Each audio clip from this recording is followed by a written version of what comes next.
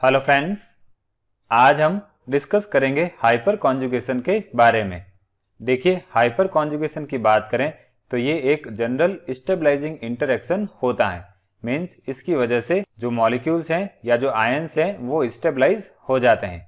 अब hyper conjugation के case में किसी भी एल्काइल ग्रुप के CH बॉन्ड के जो सिग्मा इलेक्ट्रॉन्स होते हैं वो अनसैचुरेटेड सिस्टम के एटम के साथ या अनसेड p ऑर्बिटल्स वाले एटम के साथ डीलोकलाइज हो जाते हैं, और इस केस में एल्काइल ग्रुप के CH बॉन्ड के जो सिग्मा इलेक्ट्रॉन्स हैं वो अनसैचुरेटेड सिस्टम या अनसेड p ऑर्बिटल्स के साथ पार्शियल कॉन्जुगेशन करते हैं, और इस वजह से जो हाइपर कॉन्जुगेशन है वो एक परमानेंट इफेक्ट होता है।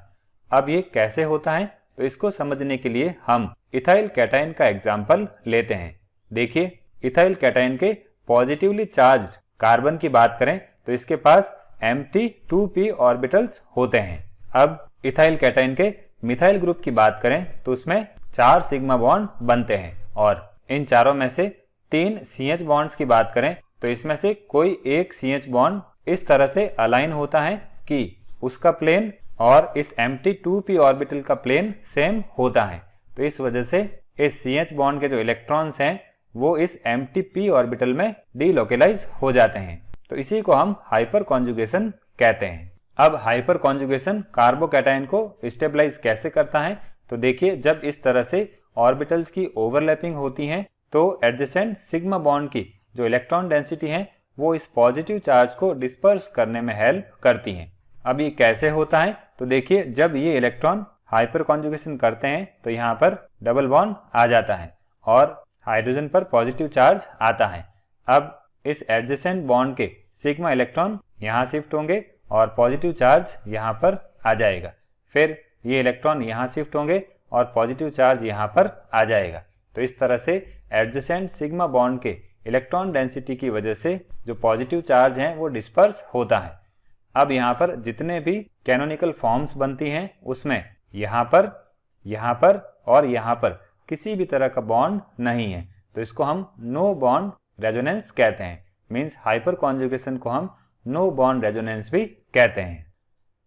अब देखिए, अगर हम किसी भी पॉजिटिवली चार्ज्ड कार्बन की बात करें और उसके साथ नंबर ऑफ एल्काइल ग्रुप्स बहुत ज़्यादा हैं तो उस केस में जो हाइपर कॉन्जुगेशन इंटरेक्शन है वो भी ज़्यादा होता है, और इस वजह से जो कैटायन है उसका स्टेबलाइजेशन भी ज़्यादा होता है। तो सिंपली हम कह सकते हैं, जितने ज़्यादा alkyl group positively charge carbon के साथ अटैच होते हैं वहां पर हाइपर कॉन्जुगेशन उतना ही ज़्यादा होता है। इसी वजह से जो 3 डिग्री कार्बोकैटायन है वो सबसे ज़्यादा स्टेबल होता है, क्योंकि यहाँ पर 3 एल्काइल ग्रुप प्रेजेंट हैं। इसके अलावा जो हाइपर कॉन्जुगेशन है वो एल्कीन्स और अराइल एरिन्स में भी पॉसिबल होता है। अब हाइपर कॉन्जुगेशन को हम नो बॉन्ड रेजोनेंस या बेकर-नाथन इफेक्ट भी कहते हैं। इन दोनों ने इसकी स्टडी की थी। फिर बात करते हैं हाइपर कॉन्जुगेशन इफेक्ट की इंपॉर्टेंस की। देखिए, इसकी हेल्प से हम कार्बोकैटायंस और फ्री रेडिकल्स की स्टेबिलिटी फाइंड आउट कर सकते हैं। इसी तरह से हम एल्कीन्स की भी स्टेबिलिटी फाइंड आउट कर सकते हैं। इसमें भी नंबर ऑफ एल्काइल ग्रुप्स जितने ज़्यादा होंगे स्टेबिलिटी उतनी ही ज़्यादा होगी। फिर एल्काइल ग्रुप्स के लिए हम डायरेक्टिव इन्फ्लुएंस भी फाइंड आउट कर सकते हैं। देखिए, अगर हम टॉल्यून की बात करें तो उसका जो मिथाइल ग्रुप है वो इनकमिंग ग्रुप को ऑर्थो और पैरा पोजीशन पर डायरेक्ट करता है, तो इसको हम हाइपर कॉन्जुगेशन की हेल्प से एक्सप्लेन करते हैं।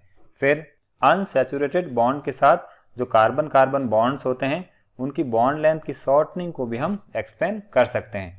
जैसे इस सिंगल बॉन्ड की बात करें तो इसमें हाइपर कॉन्जुगेशन की वजह से पार्शियल डबल बॉन्ड कैरेक्टर आ जाते हैं, और इस वजह से इसकी जो बॉन्ड लेंथ है वो शॉर्ट हो जाती हैं। तो इसको भी हम हाइपर कॉन्जुगेशन की हेल्प से एक्सप्लेन कर सकते हैं।